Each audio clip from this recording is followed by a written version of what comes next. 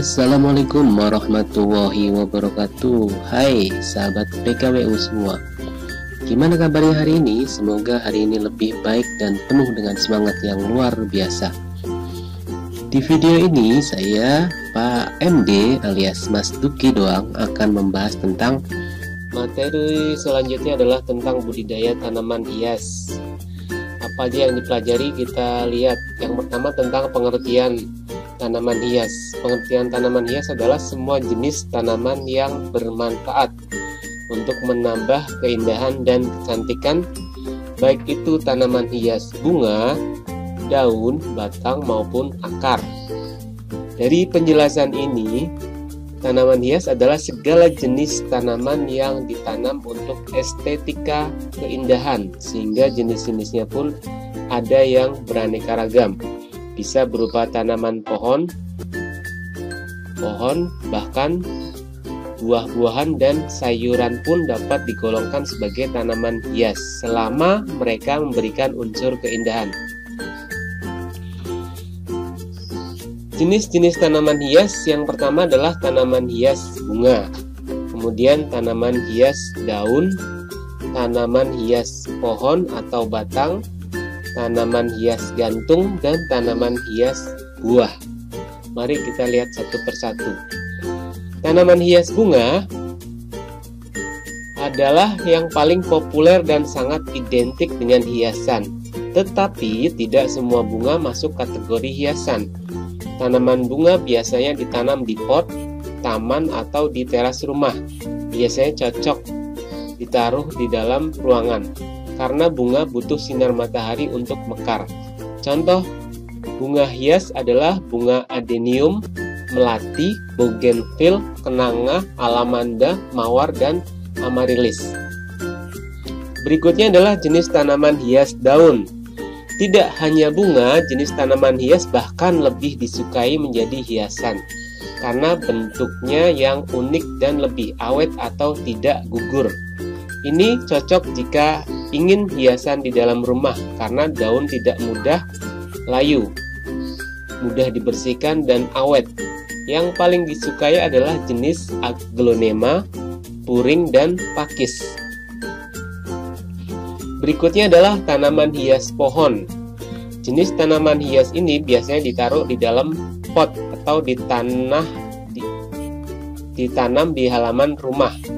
Contoh jenis tanaman ini adalah bonsai. Bonsai merupakan salah satu jenis tanaman hias yang paling populer.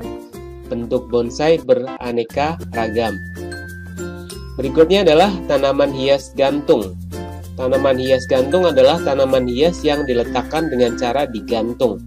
Tanaman jenis ini biasanya tanaman yang bagian tubuhnya menjalar panjang sehingga sangat bagus jika digantung.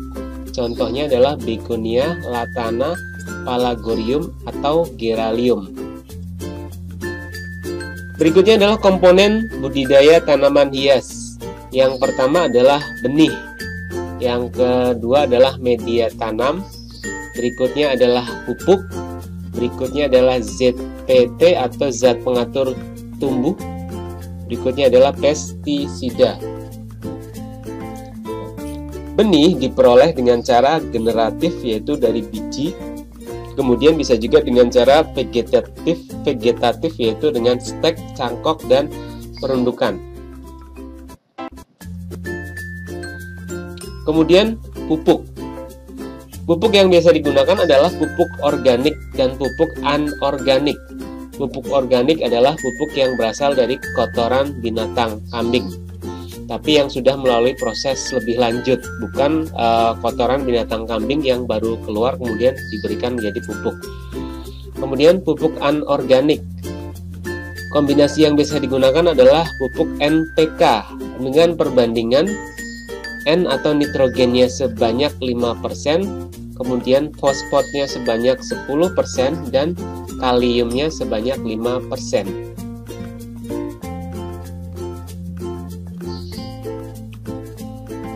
Berikutnya ada zat pengatur tumbuh atau ZPT.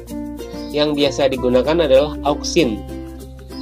adalah hormon tumbuhan yang berfungsi sebagai pengatur pembesaran sel dan memicu pemanjangan sel di daerah belakang meristem. Berikutnya ada sitokinin, berfungsi sebagai pemicu pembelahan sel pada tumbuhan. Senyawa yang dapat berfungsi sebagai sitokinin adalah kinetin dan zeetin. Berikutnya adalah giberelin. Giberelin sering juga disebut dengan GA, adalah asam giberet, memiliki kemiripan sifat dengan sitokinin. Berikutnya adalah etilena, berfungsi untuk membantu proses pematangan buah, memacu pembungaan,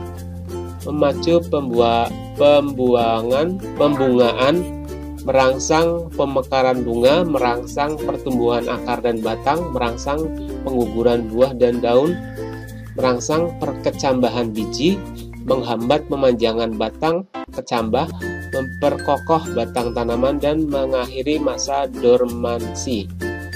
Berikutnya adalah triakontanol. Sampai saat ini mekanisme kerja hormon ini belum 100% diketahui, namun pada berbagai penelitian, triakontanol dapat meningkatkan rasio gula asam pada tanaman jeruk dan mampu meningkatkan produksi teh. Hasil penelitian mengungkapkan pemberian triakontanol dengan konsentrasi rendah pada tanaman jagung, tomat, dan padi mampu meningkatkan pertumbuhan. Berikutnya ada inhibitor, berperan dalam penghambat pertumbuhan batang. Penerapan hormon inhibitor dimanfaatkan pada jenis tanaman umbi, yakni untuk membantu pembesaran umbi, misalnya pada tanaman kentang, wortel, bawang, dan sebagainya. Penerapan dilakukan ketika akan mencegah pertumbuhan tunas baru untuk memperbesar umbi tanaman. Berikutnya ada paklobutrasol. Pemakaian paklobutrasol dimaksud supaya pohon dapat berbuah di luar musim. Hormon paklobutrasol berfungsi menghambat biosintesis giberelin. Pertumbuhan vegetatif tanaman terhambat dan memacu pertumbuhan generatif. Ketika pertumbuhan vegetatif terhambat atau berhenti, maka bunga akan bermunculan dan menghasilkan buah. Berikutnya ada pestisida. Pestisida yang biasa digunakan adalah insektisida. Insektisida berarti pestisida yang berhubungan dengan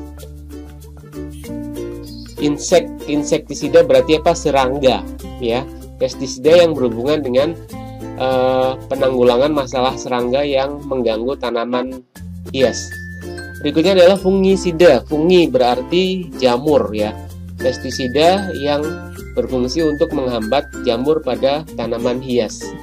Bakterisida. Bakteri berarti berhubungan dengan bakteri, berarti pestisida yang berhubungan dengan mengatasi bakteri yang menyerang tanaman hias. Kemudian rodensida. Rodensida berarti berhubungan dengan tikus. Berarti pestisida yang berhubungan dengan bagaimana mencegah hama tikus pada tanaman hias.